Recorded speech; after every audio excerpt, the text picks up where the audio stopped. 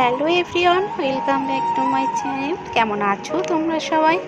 আশা করছি যে যেখান থেকে দেখছো ভালো আছো, সুস্থ আছো। আর আমি অনেক অনেক ভালো আছি।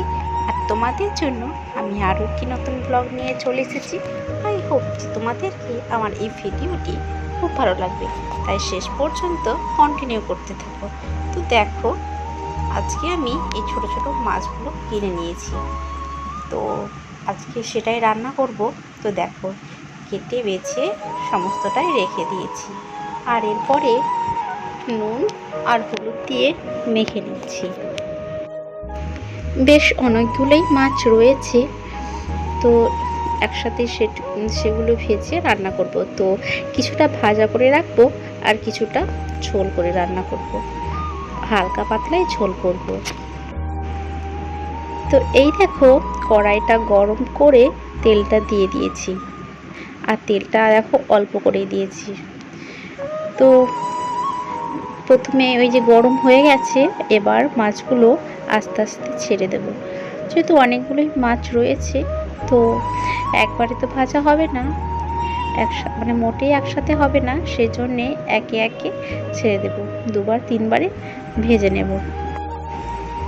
আর মাছ ভাজতে গেলে তো অনেকটাই তেল লাগে, কিন্তু একটু অল্প তেলের মধ্যে করবো ভাবছি, যেহেতু এখন প্রচণ্ড গরম। তো এই দেখো, হয়ে গেছে এক পিসটা। আর এই দেখো, অনেকগুলো ভাজা হয়ে গেছে। আর এরপরে কিছুটা ভাজতে দিয়েছি আর কিছুটা রয়েছে। তো ভাজা মাছটা তো বেশ খেতে ভালোই লাগে, কাঁটাবিহীনভাবে মাছটা খাওয়া যায়। আর এই দেখো, কড়াই কিছুটা হচ্ছে। আর এই মাছটা না সত্যি খুব সুন্দর হয়েছিল রান্নাটা। তাই বাড়ির ছোটরা যেহেতু খায় না মাছগুলো, তবুও মাছটা খেয়েছিল। তো ভাজা মাছটা এমনি এমনি খাওয়া যায়। তো সমস্ত মাছটাই ভাজা হয়ে গেছে। আর এরপরে দেখো, ওর উপরে পেঁয়াজ কুচি দিয়ে দিয়েছি। এবার পেঁয়াজটা ভাজা হয়ে গেলে মশলাটাও ওর উপরে দিয়ে দেবো। আর খুব একটা বেশি মানে ঝোল করবো না। তো ডালটাও রয়েছে, আর ওইদিকে ডিমের ঝোলও করেছি। তো এই দেখো, টমেটো, আদা, জিরা সমস্ত কিছুই একসাথে দিয়ে দিয়েছি। আর এখন মশলাটা কষে নিচ্ছি। আর আজকে জানো তো অনেকগুলি রান্নাবান্না হয়েছে। সবাই তো আর ছোটো মাছ খায় না, যেমন ধর আমাদের বাড়িতে কোনো ছোটো মাছ খায় না, তো ওর জন্য ডিম রয়েছে। আর আমার ছেলে যেহেতু মাছটা খেয়েই থাকে, তবুও এটা যেহেতু ছোটো মাছ, কাটা বেছে দিতে হয়। এই দেখো, হলুদ লবণ দিয়ে সমস্তটাই দিয়ে দিয়েছি, টমেটো কুচিও দিয়ে দিয়েছি। এবার এই দেখো কষে নিচ্ছি। আর তারপরে তোমাদেরকে আর দেখা হয়নি। এই দেখো, মাছের কালারটা দেখো কি সুন্দর হয়েছে বলো।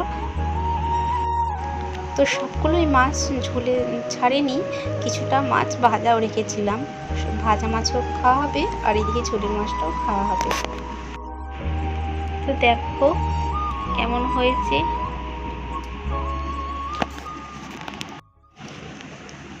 তো এই দেখো, বাটিতে ঢেলে নিয়েছি।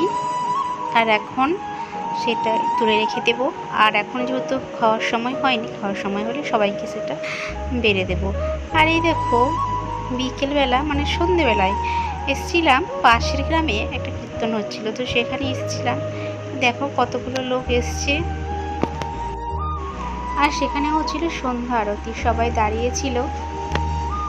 সত্যি ভীষণ ভালো লাগছিল।